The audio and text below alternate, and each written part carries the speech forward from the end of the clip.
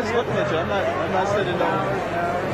I've been here days and days and days. I've been doing it since 30 years. So, what do you need? I'll let her speak. He needs to get some of the same jobs that you're looking at. I'm just asking you to move over a couple inches. Okay, everyone's going to move over. Are you trying to say yes? That's totally fine. And we can make this all work by, come on. If I can get through today, you can too. I know. I'm trying. I'm really trying.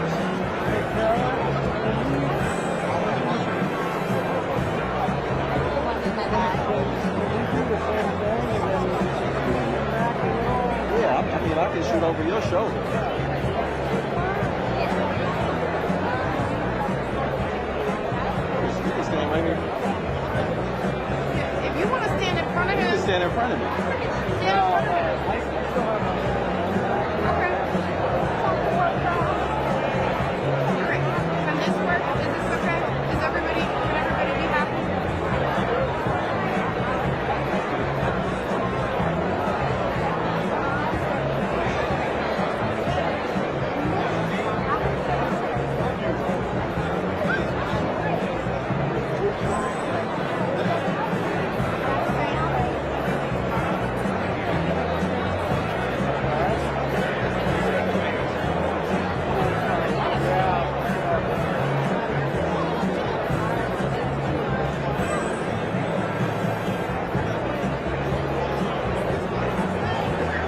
This happened like my birthday last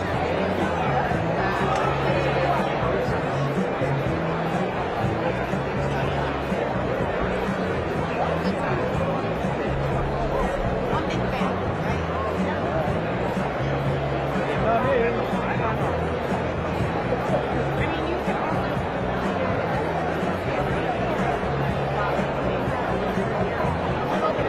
I don't know why it's necessary to be snarky when like we're all just trying to do our job. You know, Okay, yeah, and I've been here for days too. I work here. I live in this. Like, come on. Okay, well, hours ago, I didn't know that this was going to be here because the White House requested it last minute, right? And tried to bring it in the middle of the program. Hours ago, I didn't know that my photographers were not going to be able to get the shots that they needed to get. Hours ago, I didn't have the information that I now have that I am sharing with you and trying to work with you. So work with me without being disrespectful. Thank you so much.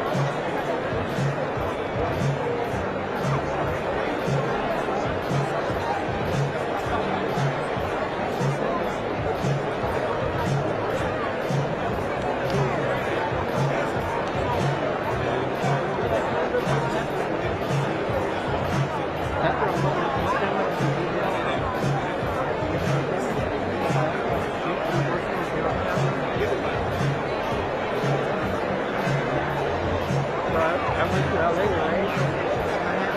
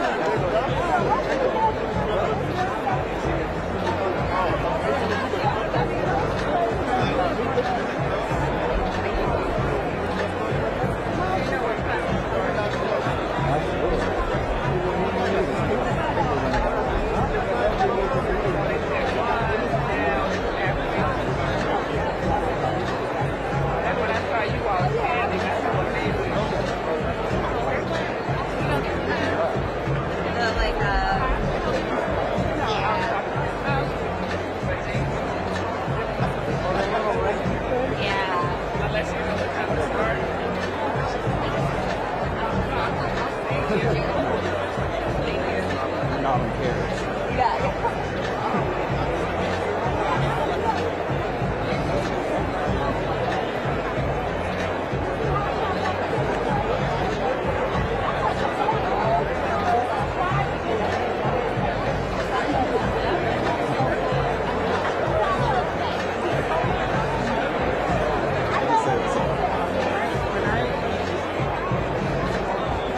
Oh yeah, yeah, yeah.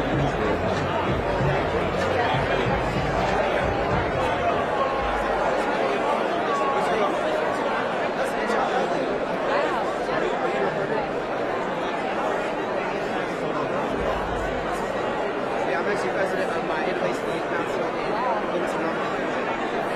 Yeah, I'm here for everybody. Yeah, I enjoyed this. It's just pretty much every year. It's a great place. Pretty much ever since I was born. Yeah, my parents have been involved in Italy since they were born.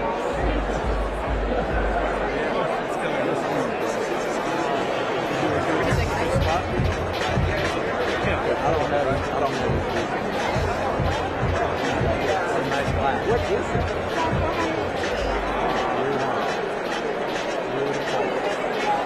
Have you ever had the handle?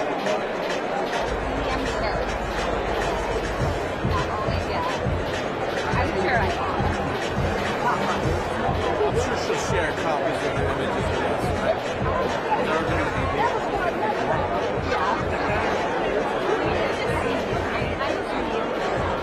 Here we go. We're going to get more like landscape. Ambiance.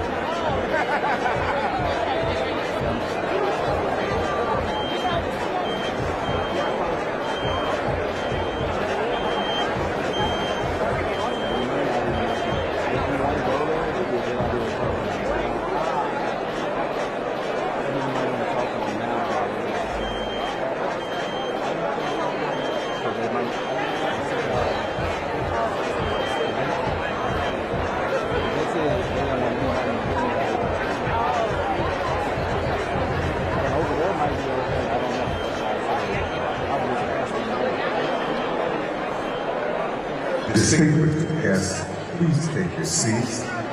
Distinguished guests, please take your seats.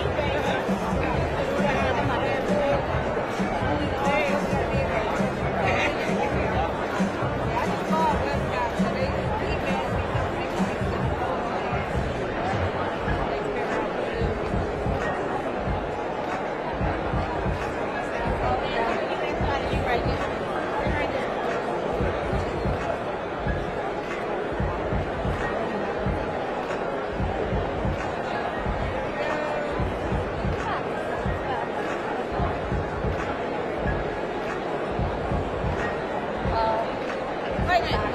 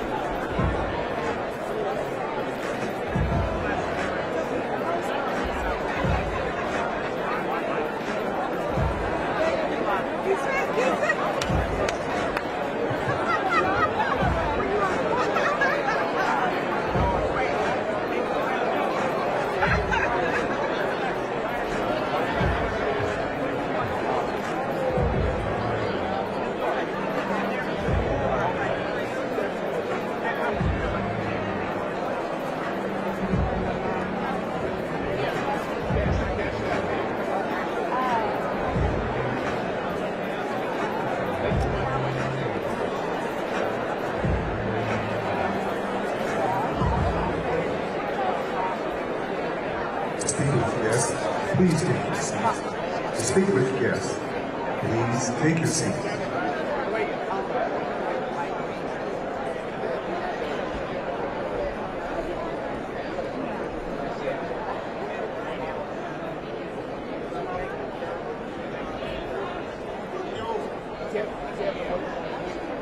Please welcome the Acting Secretary of the Department of Housing and Urban Development, Adrian Todd.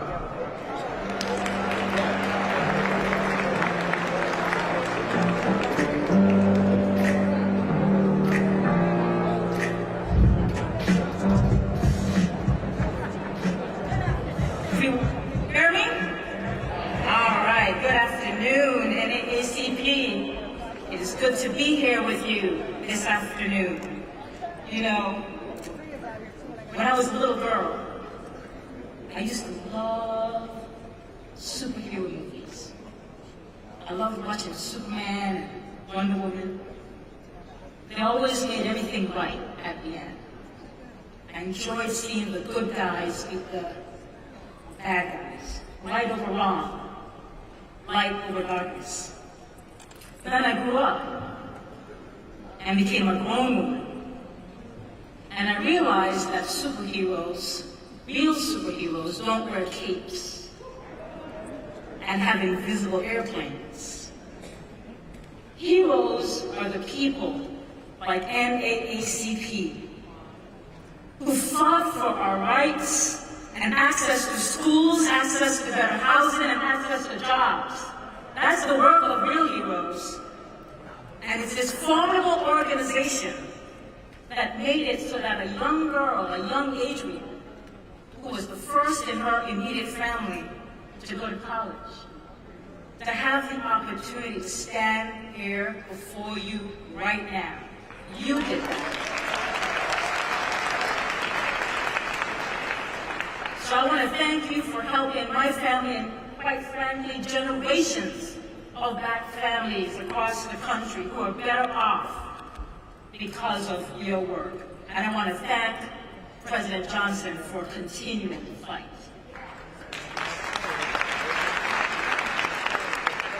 But look, here's what I know. I know you can't do this hero's work alone. I know that doing the right thing is a team sport. And I'm proud to be a member of a team, the Biden-Harris administration, that understands right from wrong and what needs to get done. And at HUD, we are doing our part. In just the past couple years, we've helped 250,000 Black families buy a home.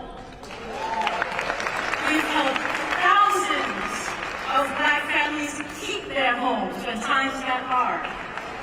We've provided down payment assistance to help folks who may not have family and friends to rely on. In fact, right here in this state, HUD's Housing Counseling Team is serving as founding members for a new initiative with the goal of helping 25,000 Black families buy their home. And let's hear it for that. And we're seeing progress. The homeownership gap between white folk and Black folk during this administration has been reduced by 13%. We know there's work to do, but we're on the right path. We've provided more support for renters to pay their rent. We've sent $50 billion to communities, and we provided more rental vouchers for low-income folks who just need a fair shot. We've given local leaders historic levels of funding to help our homeless brothers and sisters find shelter. And I'm seeing our homeless numbers go down in different communities across the country, but I know we have work to do. We have work with our grandparents, our sisters and brothers and cousins on the street need our help. HUD has provided millions of dollars to HBCUs to study and research ways that we can improve the housing condition of Black people across this country. And that's money well spent. And we are fighting appraisal rights. You know, we should not have to, listen to me, we should not have to take down pictures of our grandparents, pictures of our parents, pictures of our children's wedding to make sure we're getting a fair appraisal of our house.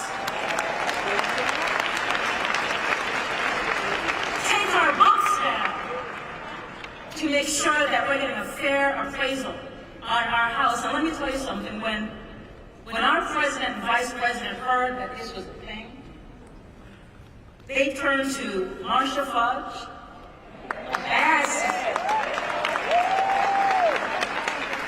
a woman I'm proud to have called my boss, and then she retired on me.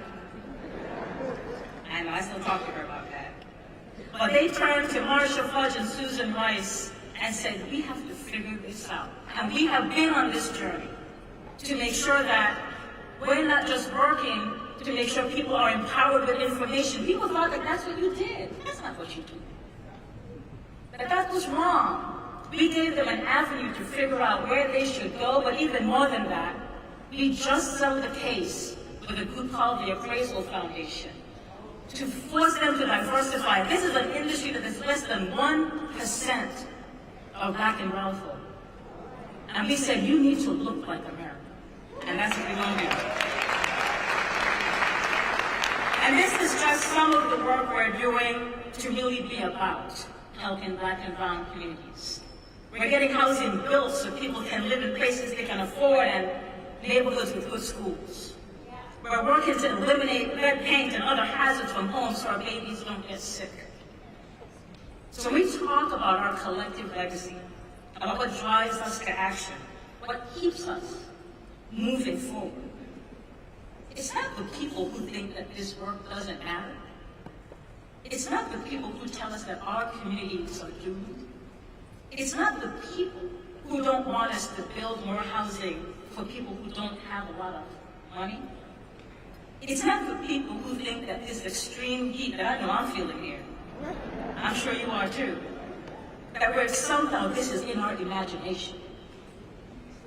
What drives me and my colleagues is the generations of Americans to come.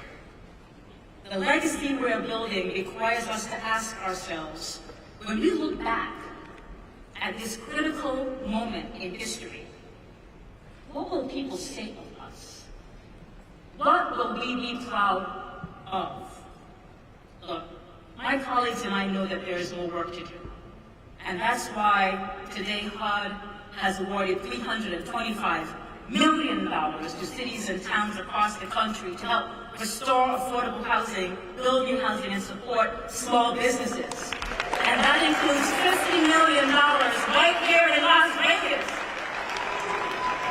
It's why our president is announcing actions today to help American people with their high rents, and why we're investing to build more affordable housing for us to rent and for us to buy.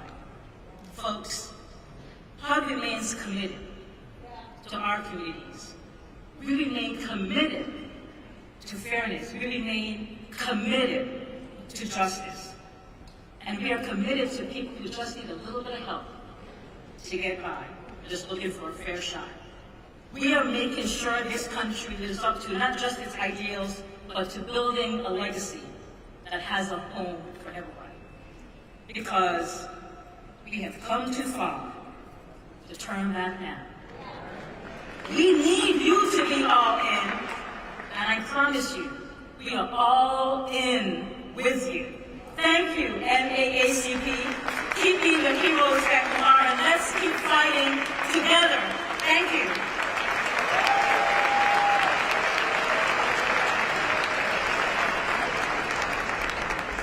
Welcome to the stage next. Please welcome Assistant Attorney General of the Civil Rights Division of the Department of Justice. Here's Kristen Clark.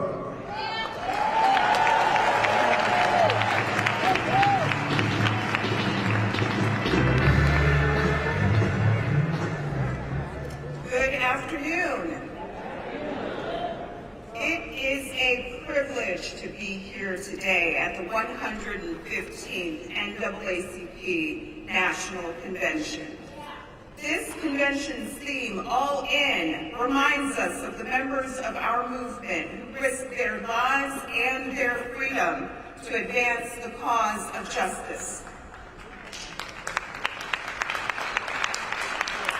Thurgood Marshall narrowly escaped lynching. Dr. King assassinated. John Lewis beaten within an inch of his life. Medgar Evers murdered. Countless others killed, beaten, and imprisoned. While I hope that none of us are ever asked to bear such risks, we should remember the sacrifices of those who came before us as we measure what all in means in today's fight for justice and what we must do to honor their legacy. And I want to turn to some of the work that we are doing right now to honor that legacy at the U.S. Department of Justice. The Civil Rights Act of 1964, the Voting Rights Act of 1966, 65, the Fair Housing Act, the Matthew Shepard and James Byrd Hate Crimes Prevention Act, and other federal laws give us an array of tools to fight discrimination and to safeguard our constitutional rights. And we use these tools every day to confront the injustices and inequities that flow from discrimination wherever we find them. One area of our work that remains a critical priority for the Justice Department is ensuring that law enforcement officials carry out their jobs lawfully and without bias. Our fight to ensure constitutional, fair, and non-discriminatory policing remains as urgent as ever. We have prosecuted officers who abused their power, including those tied to the tragic deaths of George Floyd in Minneapolis, Tyree Nichols in Memphis, and Breonna Taylor in Louisville.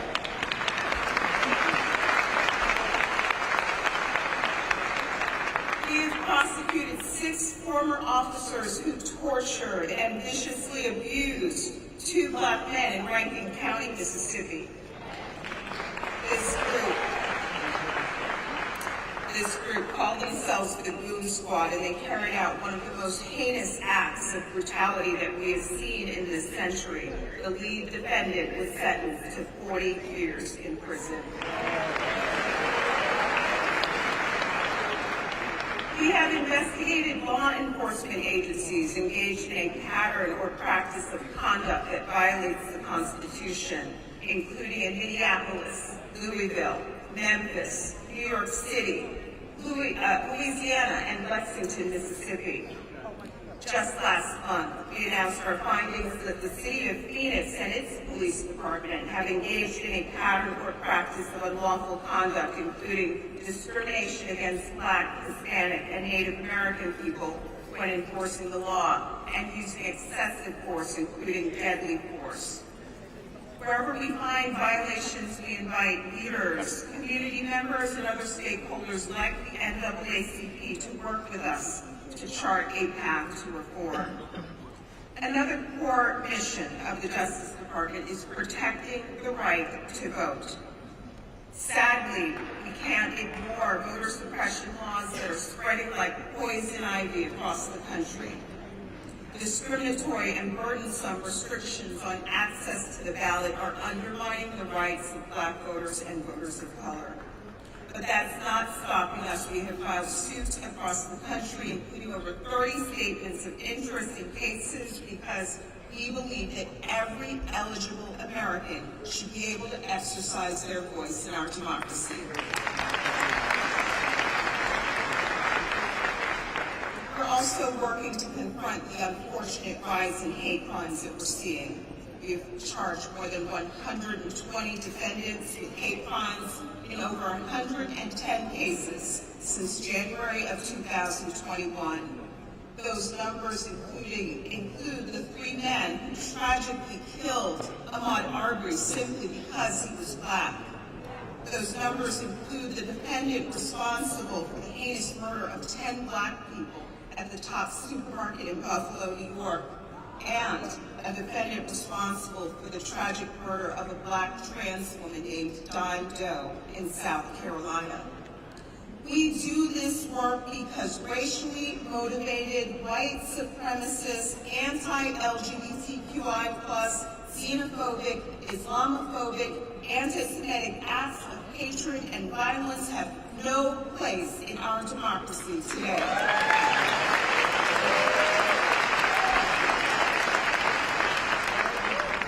We're also ramping up the fight for environmental justice. You know that climate change disproportionately affects communities of color. For example, in 2021, the EPA found that black Americans are 34% more likely to live in areas with unacceptably high projected increases in childhood asthma diagnoses.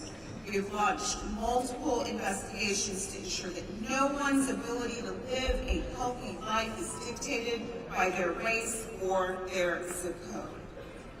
Last May, we secured a groundbreaking settlement to ensure that the residents of Lowndes County, Alabama have access to safe and effective septic and wastewater management systems. Whether we are talking about lead-laced water, illegal dumping, or exposure to raw sewage, we cannot tolerate these injustices in our communities today. And we're working to ensure that the gateways to opportunity and the ability to amass generational wealth are open to all. And we're doing this by working to end modern-day redlining. Our Combating Redlining initiative, launched with the leadership of Attorney General Merrick Garland, has brought more than $122 million in relief to communities all across the country. We're working to also address appraisal discrimination, which the Secretary just talked about a moment ago. Too many of our jails and prisons woefully mistreat incarcerated people, and we're also striving to end this. For example, in an investigation, we recently found that Parchman Prison in Mississippi failed to provide adequate mental health treatment, failed to take sufficient suicide prevention measures, subjected people to prolonged solitary confinement in egregious conditions, and more. We do this work because people do not surrender their rights at the jailhouse door.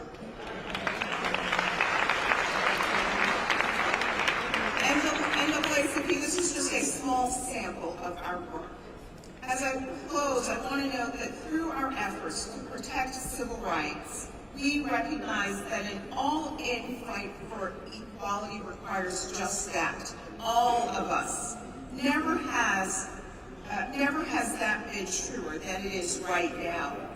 As one of the great founders of the NAACP once noted, W.E.B. Du Bois, now is the accepted time, not tomorrow, not some more convenient season. It is today that our best work can be done, and not some future day or future year. It is today that we fit ourselves for the greater usefulness of tomorrow. Today is the seed time. Now are the hours of work, and tomorrow comes the harvest. So NAACP, I promise you that the Justice Department, the People's Justice Department, will continue to stand alongside you and all those who work and fight for equal justice in our country. We will not give up. We We will not wait for some more convenient season. We are all in now, and we will remain all in until we can reap the harvest.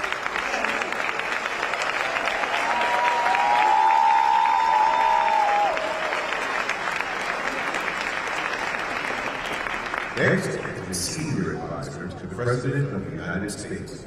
Please welcome Stephen Benjamin.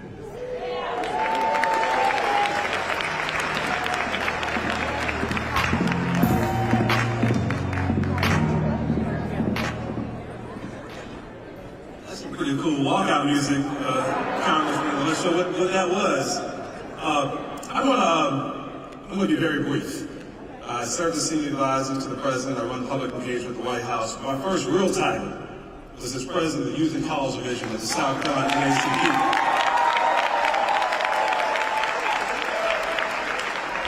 As my parents, my Congressman Jim Powers will tell you that titles don't make leaders. Leaders are servants.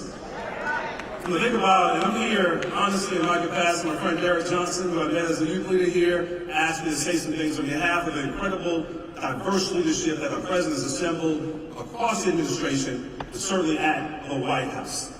I think of the president's wisdom, and I think of my grandfather, Sam Benjamin. My grandfather, like many of your parents, was not an educated man. He wasn't a man of letters. He didn't go to college. He did the degrees that we all have, but he was a Christian man. He would often teach me and my brothers the lessons that we need to know to survive in life. He often go to the book of Joshua, chapter 24. He talked about how Joshua renewed the covenant at Shechem. I assembled all the leaders, the elders, and the judges, and gave an account from all the things that God had done for them up to that point. I sent Moses and Aaron to deliver them from Egypt. I delivered them back in battle, the Amorites and the Perizzites and the Hittites, and the Hivites, and the Girgashites, and the Jebusites, and the children of Jericho, all the things that God had done for them up to that point. And he said, I'll give you a land for which you did not toil, and in cities you did not build, and that you live in them, and eat from olive groves and vineyards that you did not plant. I give you a land for which you did not toil, and in cities you did not build, and that you live in them. That's my dad's long way of saying, now, boy, no matter how smart you think you are, no matter how talented you might think you are, no matter how you may think that life has been served up to you in a silver platter, you didn't get here on your own. You didn't get here on your own. There's a price that you must pay for the opportunities you've been given in life. You made sure I knew about the people who marched for me and didn't know me. The people who cried for me had no idea I'd ever exist. The people who kicked down the doors of the University of South Carolina in 1963 had no idea that Maggie and Sam's dad had a little boy who wanted to go there someday. People that died for me and didn't even know my name. So I'm here on behalf of all of us at the White House to say thank you, NAACP.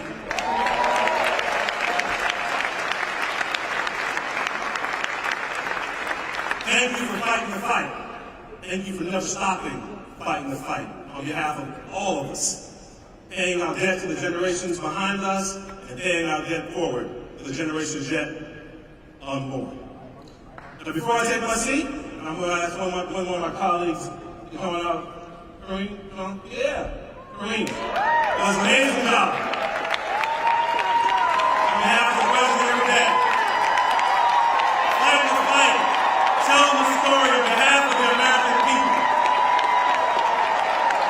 Wherever you are across the globe, if you want to hear what's happening in the United States of America, it's our president, our vice president telling the story, it's Kareem Jean-Pierre. Not saying today, we're in a different mode, but I just want to make sure you see her up close and personal. Fighting the fight. Thank you, God bless you.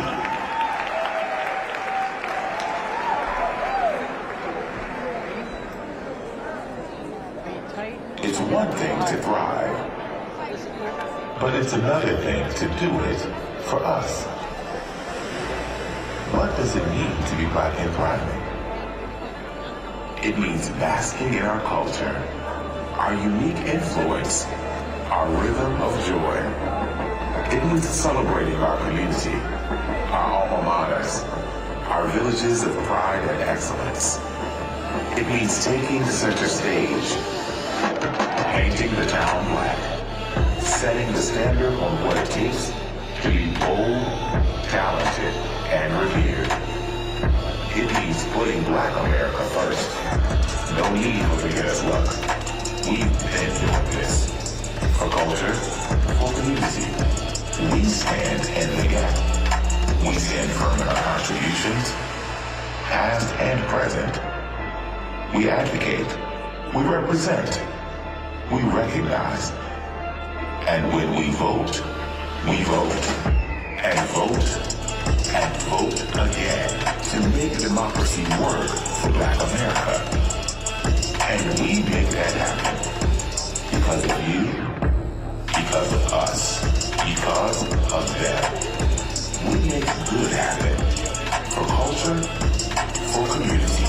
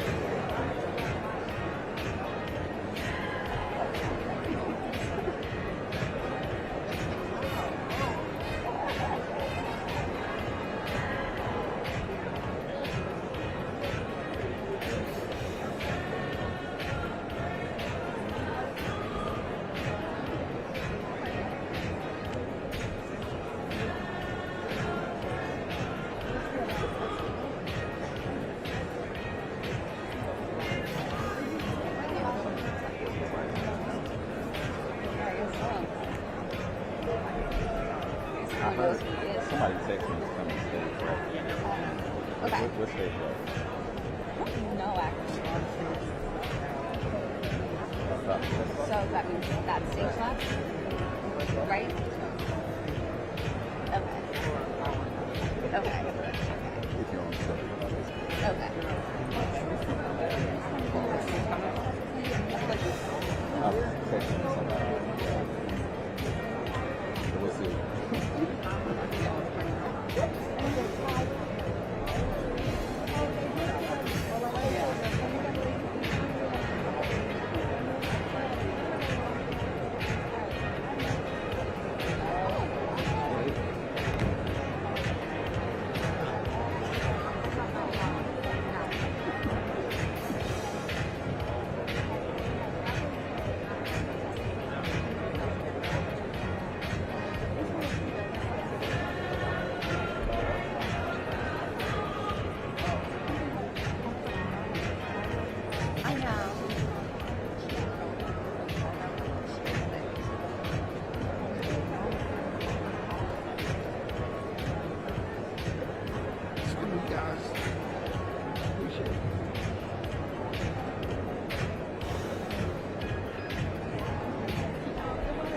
Please welcome NAACP President and CEO, Derek Johnson.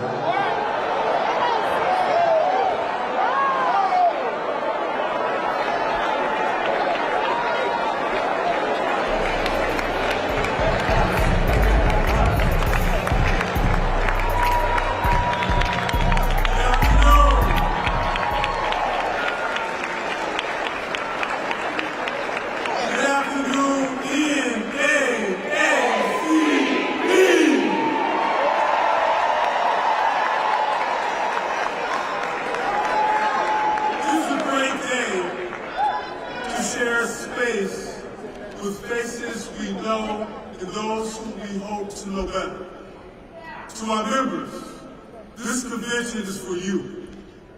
From Arkansas to Alaska, the NAACP runs on people power. Because Black Americans know that our community is what carries us forward. To our friends at the National Bar Association, thank you for your decades of of partnership and advocacy on behalf of the Black community in courthouses throughout the country.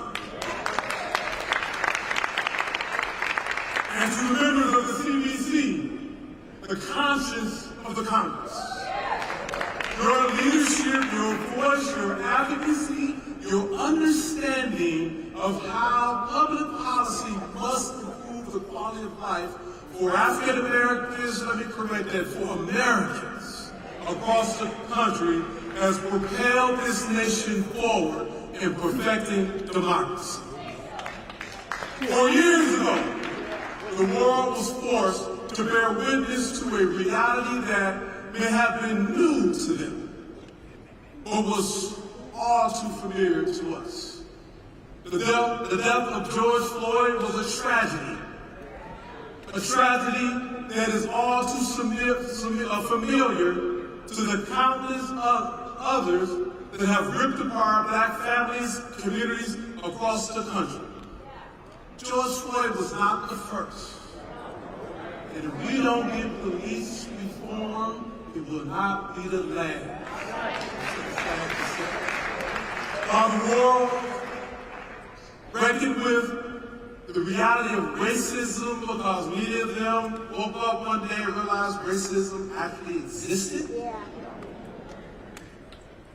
Although it often manifested itself in the form of unspeakable violence against Black people, whether it was Emmett Till or the church bombing of the 4 little girls in Birmingham or in countless other stories.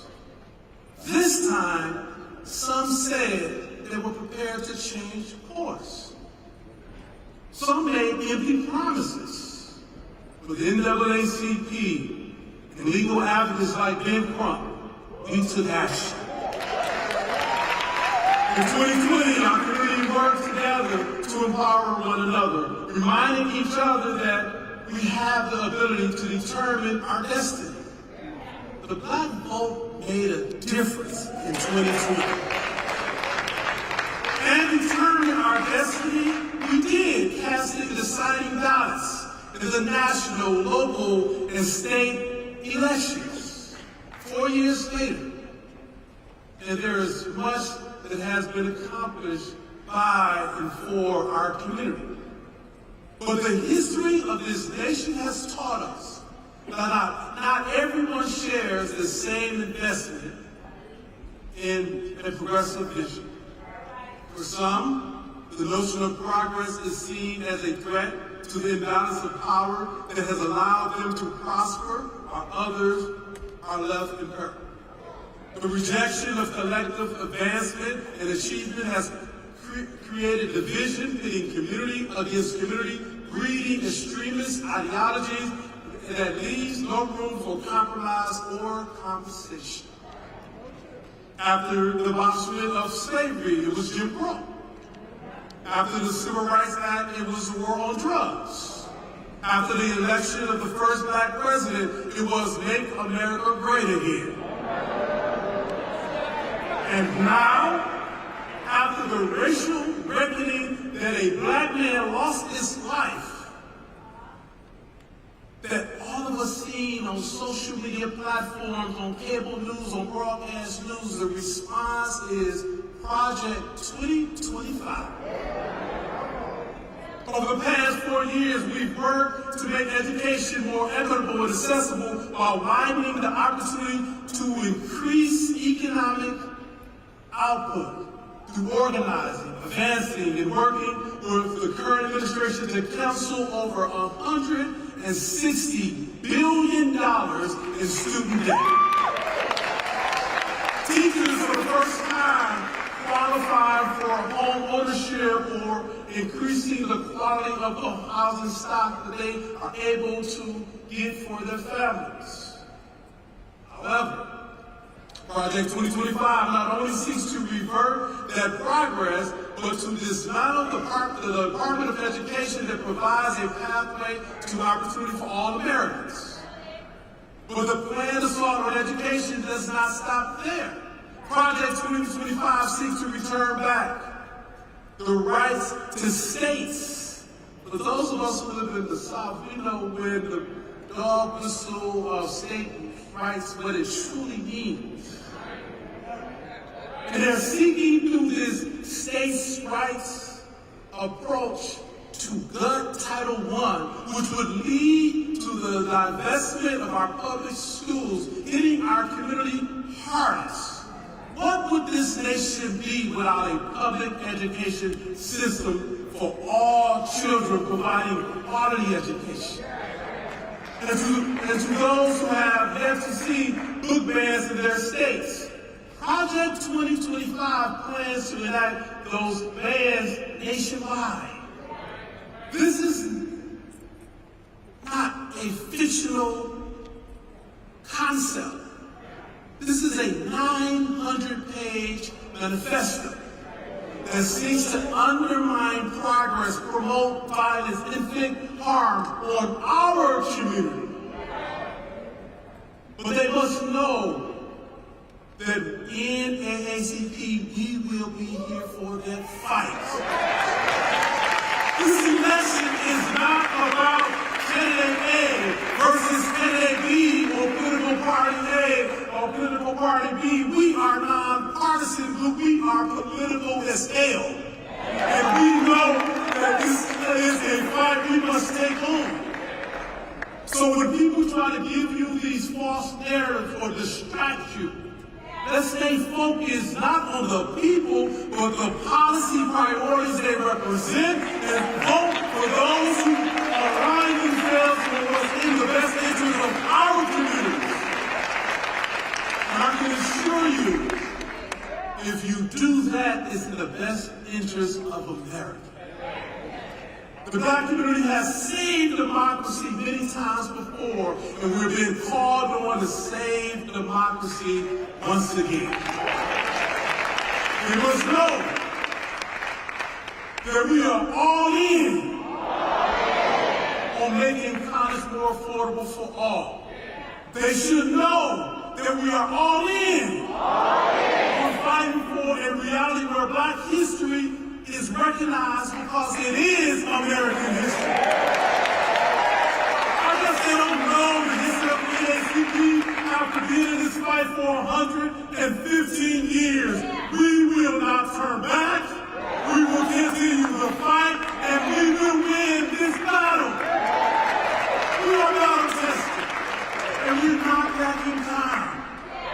They need to know that we're all in. Making equity a reality for all Americans. But we must recognize that this requires work on our end. While they may not be like us, we have to make them think like us. We have to band together the way they do. We must come together. We don't have a time for us versus us public fights. We only have time for a us for us saving of this democracy. We need the access we need in order to get the equity we deserve. Equal protection of the law isn't a concept, it's a guarantee that we must keep intact in our Constitution. Now, we've experienced that what we feel like to have, we've experienced what it feels like to have the doors shut in our face, or our voices stifled by divisive noise. We know that change is possible when doors are open, and how our culture shines through those doors when individuals like Steve Benjamin sit in the seat he's sitting, or Michael Regan sits in the seat that he's sitting, or Karine sits in the seat that she's sitting, because we will operate in excellence to ensure that this concept of democracy is protected, it grows, and it's inclusive. We're not asking for perfection. We're asking for a platform that empower, not imprison. We're asking for leaders who don't shut the door on our face or drown out our rallying cries. And while there is a lot of work to be done, I am proud to welcome a leader who doesn't shut the door in our face, but turns up the volume when speaking. A leader who may not always get it right, but is all in on getting it done. And with that being said, I am honored to welcome the 46th President of the United States of America, Joseph R. Biden.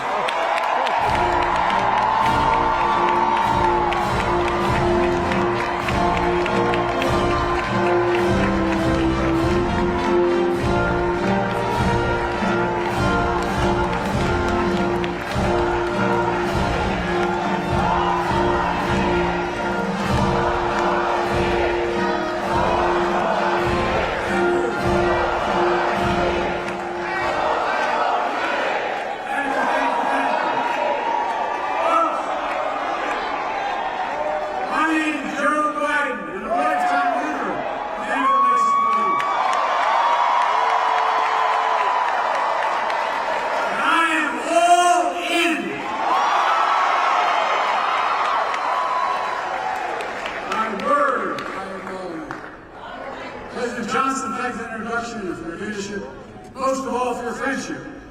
Thanks to all the thousands of members across America. One of the most important organizations in our country.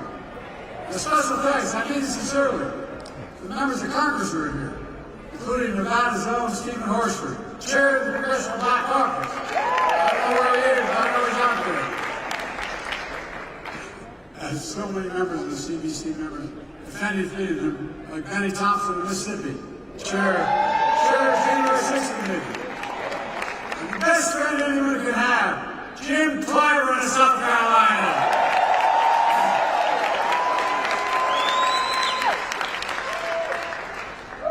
In case you didn't notice, Jim turned around for me.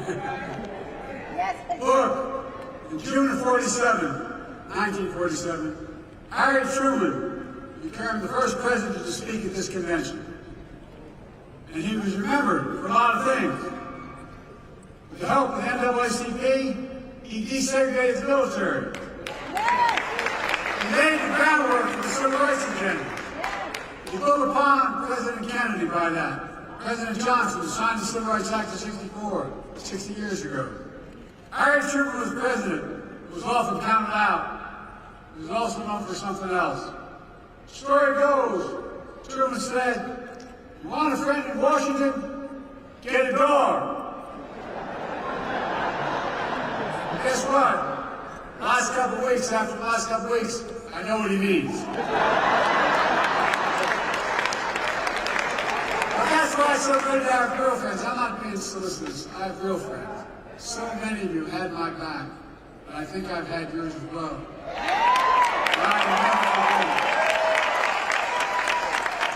There's a couple of Delaware folks here still. One of my best friends, when I was a lifeguard in projects, he was, his nickname is Mouse.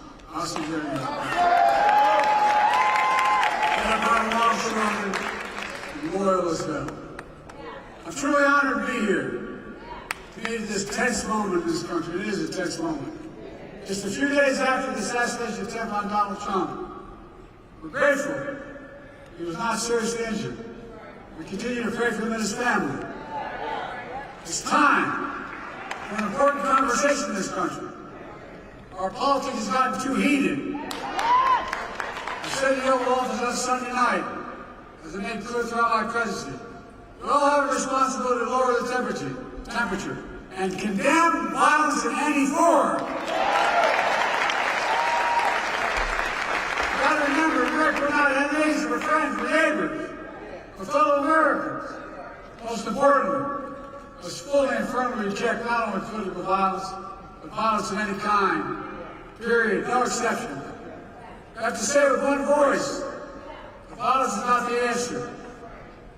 That's what we should rally around as a nation. That's the unity I'm talking about. Two organizations know that better than the NAACP.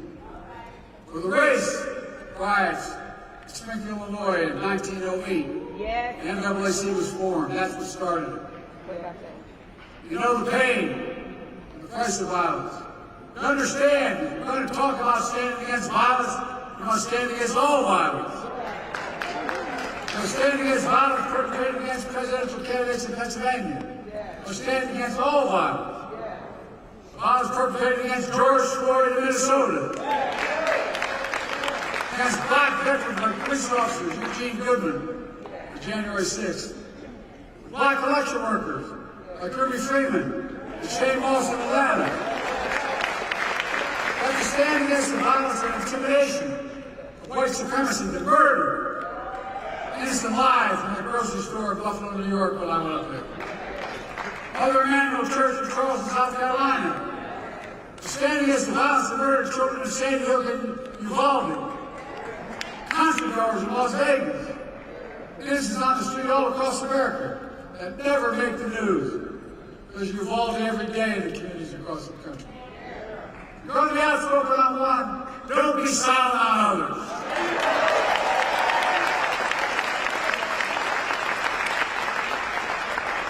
You're going to speak about violence. You're going to speak about guns. More children in America die of a gunshot wound than any other reason. That's stunning and that is sick.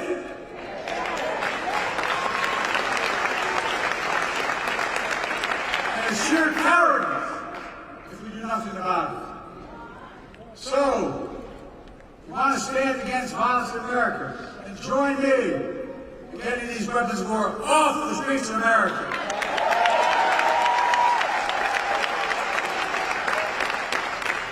An AR-15 was used in the shooting of Donald Trump. This was an assault weapon that killed so many others, including children.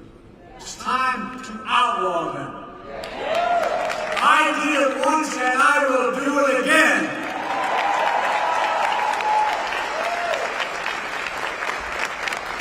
Now, just because we must lower the temperature, our politics and raise violence, it doesn't mean we should stop telling the truth. Who you are, what you've done, what you'll do, that's fair game. As Harry Truman said, I've never delivered or given anyone hell. I just told the truth and they thought it was hell. That's what I'm going to do. There is the truth about why Donald Trump's presidency was hell for Black America. He tried to repeal Obamacare. He kicked millions of Black Americans off their health insurance.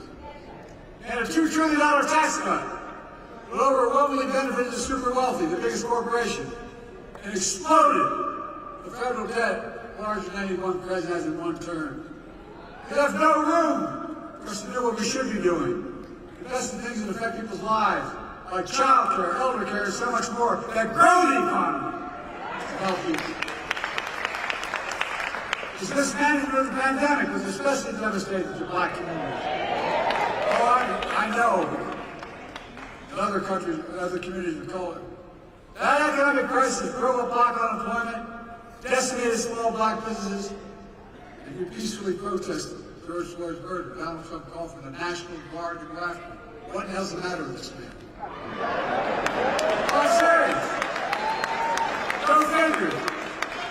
A guy who spread the birth of his lie against Barack Obama, saying he wasn't born in America and he wasn't a U.S. citizen. Of course, here's what he thinks of black jobs. I love this phrase, black jobs. It tells a lot about the man and about his character. Folks, I know what a black job is. It's the Vice President of the United States.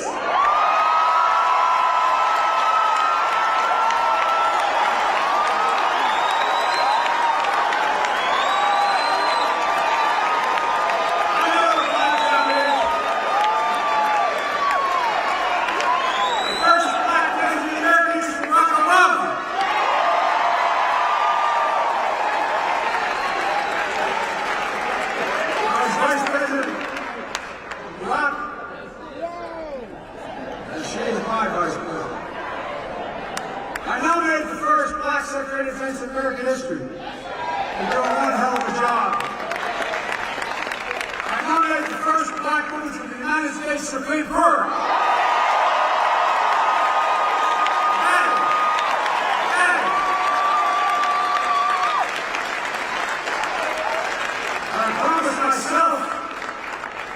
I promised America that my administration would look like America. I'm proud to be the most diverse administration in all of history that tapped into the full talents of the nation. That's who we are. These guys don't get it. That's why we're so successful. I'm serious. That's what makes us the greatest nation on earth. It's not hyperbole. Folks, it's because of you that I'm President and Kamala Harris is Vice President.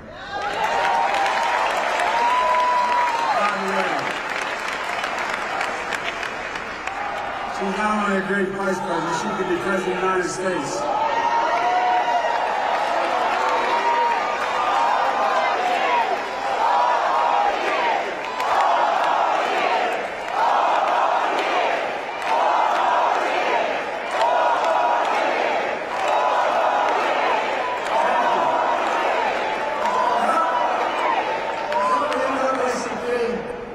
Black elected members in the Congress, we've gotten so much done. Seriously, President's historian said we've gotten more done of consequence than any president since Franklin Roosevelt. Just think about where the black community was when I came into office. Think about how far the black community has come. We still got a long way to go. COVID no longer controls our lives. Our economy is not figuring literally the strongest economy in the world. Historic low black unemployment. Record growth of black small business. Let me say this again, because Trump is lying like hell about it. Black unemployment hit a record low under Biden-Harris administration. First bill passed for $1,400 checks plus $300 checks per child, per family, per month in the pockets of people of this country. To get them through the pandemic. Not Trump's administration. Kamala and I did that. We put more money in the pockets than anyone. We cut black, and the consequence, we cut black child poverty in half. And when we finally get through to people, my economic policy grows the economy when we spend money. Grows it. We grew the American economy to the strongest in the world. And I'm determined to make that tax cut permanent.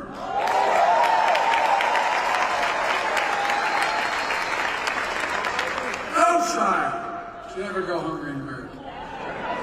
And by the way, all the data shows that we can't let them tell us we drive up deficits. They drive up deficits.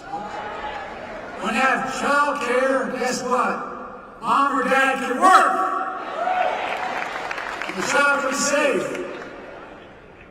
We're connecting black neighborhoods that were cut off from old highways and disinvestment decades ago.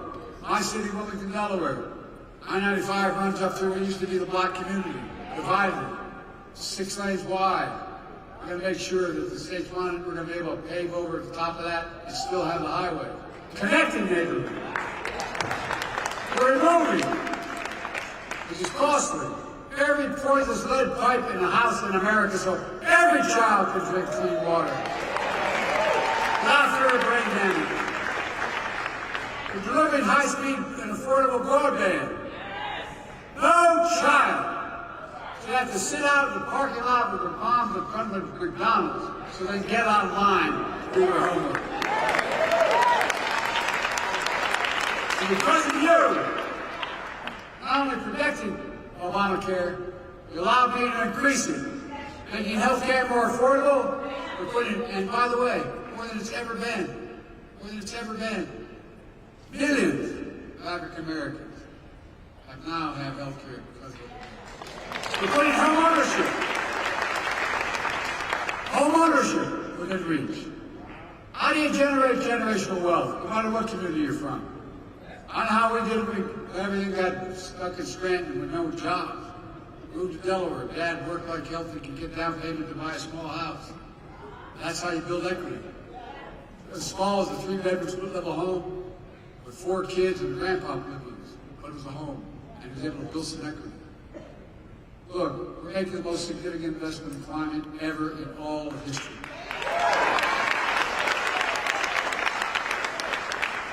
Including the most significant action in environmental justice ever. Look, folks, think about this. My state of Delaware, not many of you don't know my state. My state of Delaware has a Delaware River runs up Jack. But at the top of the state, there's a half moon, and it comes up along more oil refineries on the other side of that half moon in market-looking areas than anywhere in the country, including Houston. Well, guess what? Wind blows southeast. We had the highest cancer rate for the longest time. Do you know who's affected? Fence line communities. You know the fence line communities are black communities. And I promise, as we make this legislation work, we're going to take care of those communities first. I mean it. Same way in Louisiana, same way in other places. Look, we received student debt for more than 4 billion borrowers. Significant amount of black borrowers. I don't know how many have called me to say, Mr. President, I've got phone numbers, I've called them back. Mr. President, thank you. Couldn't get married. My debt was so large. Couldn't have children. Couldn't think of, no, I'm sure you know it. Couldn't buy a home. But what you did, you freed me of my debt, and you gave me $10,000 for a down payment on a home.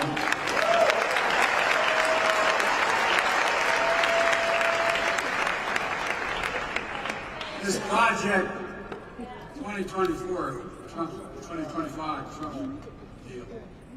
You know, he talks about education. HBCUs are as good as any other university. Guess what?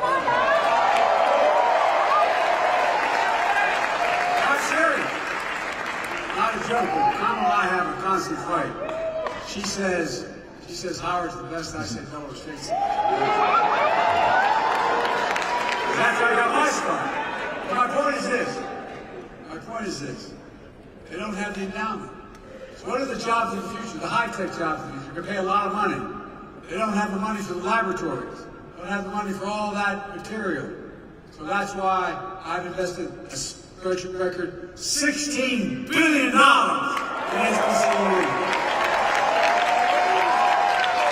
No HBCU student is getting less qualified than this student anywhere else.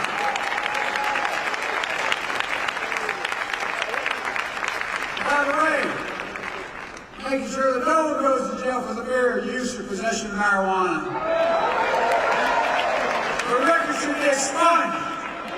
Hold them back. All told because of you, NAACP, making the most significant investments in Black America ever in all of history. We're seeing the results.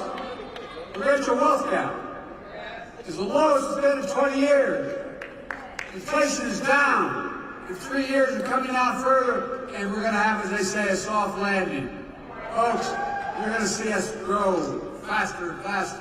That's not just my view. It's the view of 16 Nobel Prize-winning economists. We put out a statement looking at my economic plan and Trump's. As my plan will continue to lower inflation, continue to grow the economy. Prices are falling. Cars, appliances, groceries. We're going to keep corporate greed at bay. But here's the thing, what I said about Trump. They said, his policies will cause a recession. Oh, these are not a Democratic outfit. 16 Nobel laureates. Look, I come from the corporate state of the world, Delaware. I know how they work. There are more corporations incorporated in my state than any state in America, all combined. But that's what? You have to deal with corporate greed now. That's all it is. Corporate profits are double since the pandemic. They keep bringing prices down. We have to bring prices down further. Look, folks, the idea that corporate-owned housing is able to raise your rent $300-400 a month or something. But I'm about to announce you can't raise it more than $55.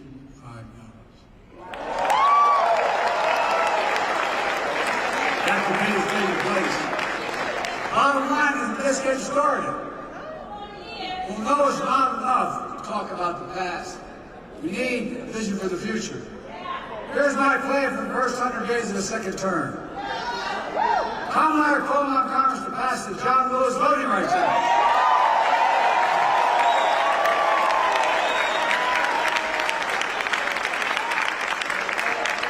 I did all I was constantly able to do with the executive authority, but we need the act. And we need to pass the Freedom to Vote Act. I'll sign the book of the law immediately. And guess what? Come hell or high water, we're going to restore Roe v. Wade as the law of the land.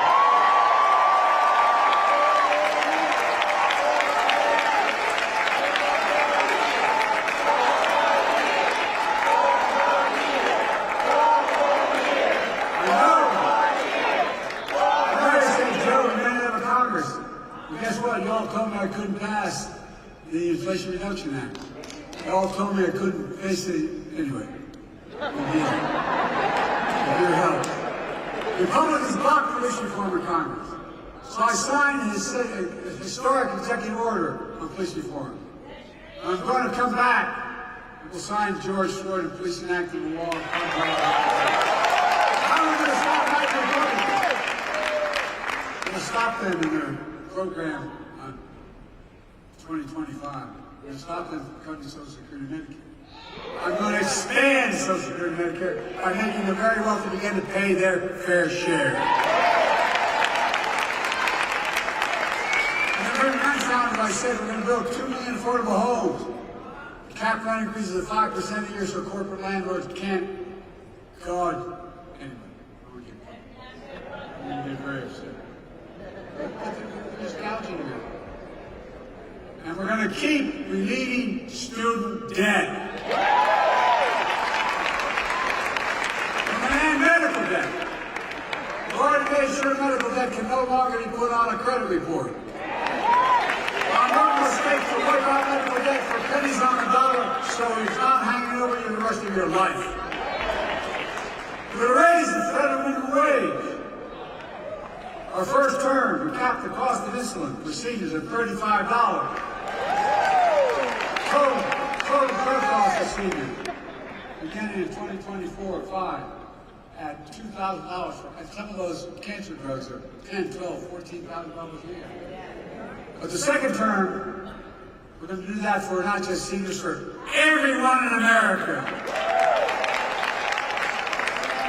By the way, not only saves lives, it will save taxpayers. Guess what I did on the first round on the Medicare? It saves the taxpayer $160 billion. Because they don't have to pay these exorbitant prices for these anyway. This year, Medicare is negotiating lower prices for some of the costliest drugs in the market. That threats everything. That treats everything from heart disease to arthritis. In the next term, I'm going to go further. Give Medicare the power to negotiate lower prices for 50 drugs a year, not 10. That not only will save lives, it's just going to save the taxpayer another $200 billion a year. This is saving taxpayer money. By the way, if you notice, all the stuff they said big spending by, we have lowered the deficit out of this. We've increased economic growth.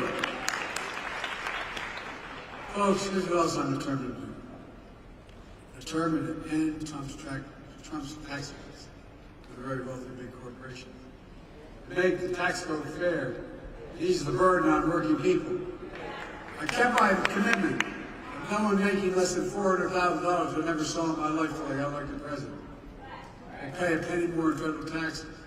But here's the deal. We have in America, since the pandemic, 1,000 billionaires. 1,000. How much in federal tax they pay? 8.2%.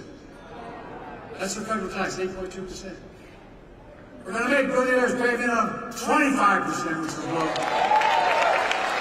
No billionaires should pay a lower tax rate than a teacher, a firefighter, a nurse, a janitor. That's simply ridiculous. And when we do that, that alone will generate $5 $100 billion in revenue over the next 10 years, allowing us to lower costs for families and save the government money. We can do more on elder care, child care, bringing down the federal deficit, so much more. It's not rocket science, folks. But they've convinced us that any spending the money is costly. It's saving money. Like God's truth, it's saving money. That's vitally important. No, the next President of the United States could appoint 2 or more justices to the Supreme Court. Just imagine. I know the states. Folks, my vision for the future will continue to be all about working people in this nation. And my whole career, go back and look at it. I've not been perfect by any stretch of imagination. But a simple proposition, the family I come from, neighborhood. Everybody deserves a shot. Just a shot. No guarantee. Give hate no safe harbor. Leave no one behind. That's a stark contrast to my predecessor, the mega official. They'll do everything, undo everything the NAACP stands for. But now they're trying to deny it. They're lying about their Project 2025. They want to deny your freedom, the freedom to vote, have your vote counted, and impose a nationwide ban on abortion.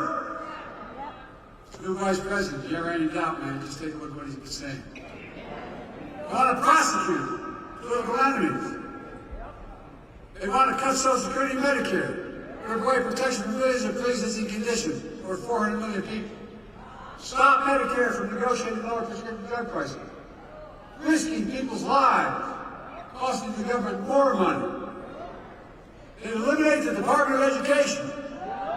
Oh, you ought to read it. Saying it's a state issue. Give me a break, the state. We know how well we do with the states. It would cut school lunches, eliminate the Head Start program for lower-income children. Allow employees to stop paying overtime, employers to stop paying, catch this one, stop paying overtime to hourly workers. Just such a good thing. But give the very wealthy and big corporations move taxes. They've already eviscerated affirmative action.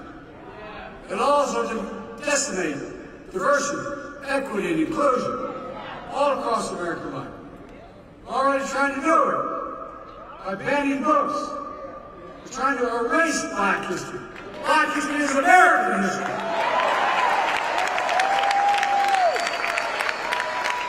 Folks, I'm not being dramatic, but we cannot let that happen. That's why it's so important to me. It's so important to me to make Juneteenth a federal holiday. We can't erase it. People are going to know what happened at Juneteenth. That's why I made federal lynching a federal hate crime in Emmett Till's memory, and that's what we've been reminded. You know what they're trying to do? As well as establish national monuments for Mamie and Emmett Till. So much more. So there's no doubt about what's happened. Look, folks, as I said before, we know Black history is American history. It's as simple as that. Let me close with this. Mom tells us, I've been young and now I'm old. Yet I've not seen the righteous forsaken.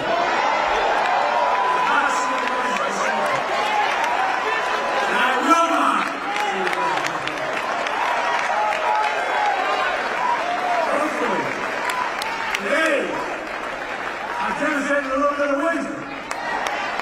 Here's what I do know. I know how to tell the truth. I know what's wrong. I know how to do this job. And I know the good Lord has brought us this far to lead us now. So we're working with it. This is your own team game. The work we're doing through hundreds of thousands of volunteers. Well, millions of people make their voices heard. They will determine America's future for decades to come. Folks, that's important. We must all be defenders for freedom, justice, equality, and the bedrock of democracy. There's been no more important voice in that truth than the voices of the black community. In America, say we live up what we say we believe. You don't give up hope, nor do I. We've always loved this country, even when it has not loved us back. We work hard as hell. Just think about it. Our children, your children, grandchildren. Ask yourself, what America do you want to leave them? My answer is America of hope, fairness, opportunity, possibilities. Look, I spent more time with Xi Jinping of China than any other world leader. I was with him in China on the steps of the mountain. He looked at me and he said, "Can you define America?" I said, "God's truth." I said it recorded.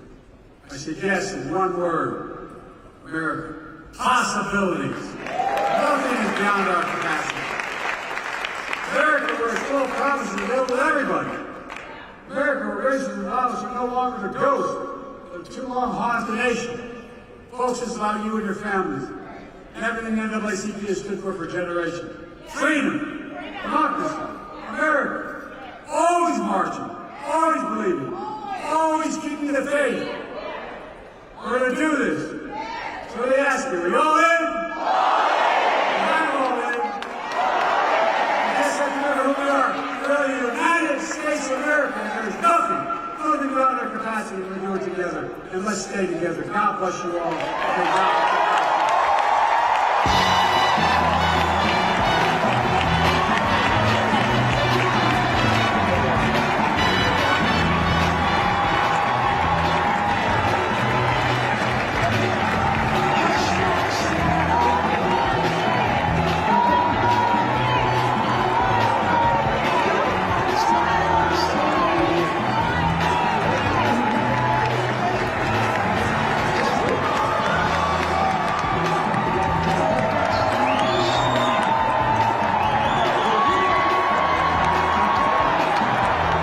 Attention, all attendees.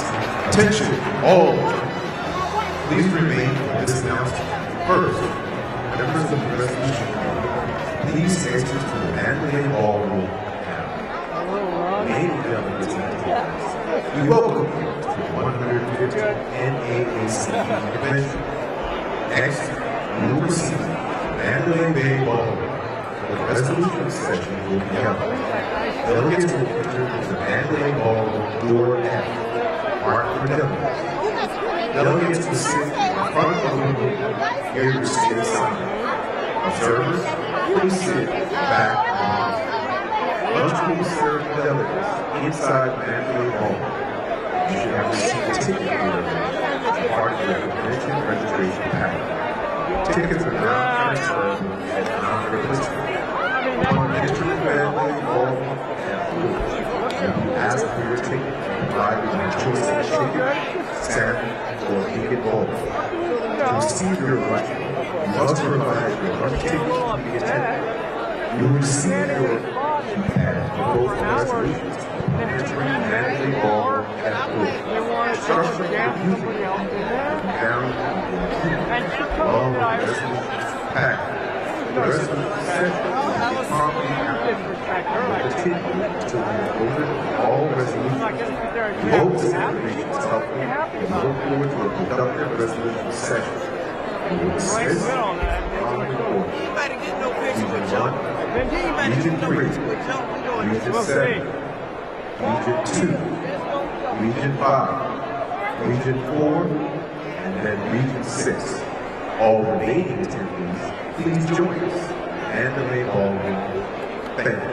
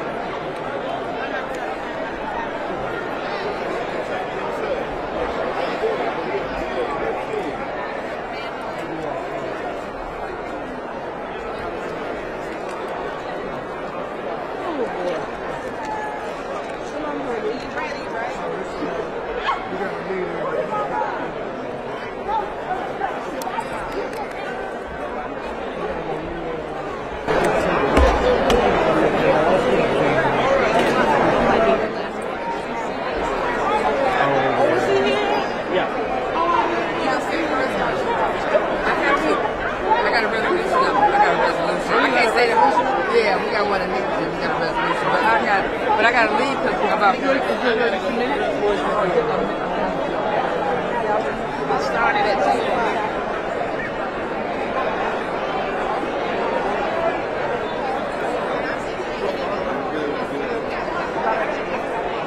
A lot of them are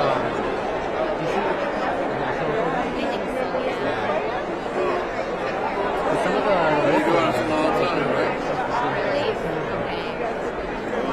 I think like the national NAACP.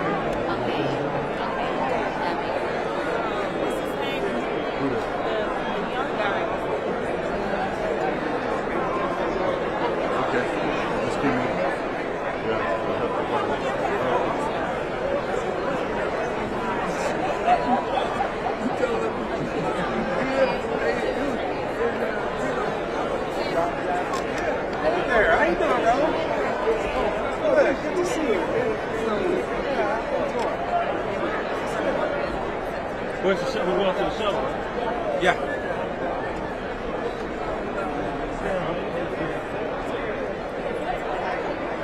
It's going well, I'm sure.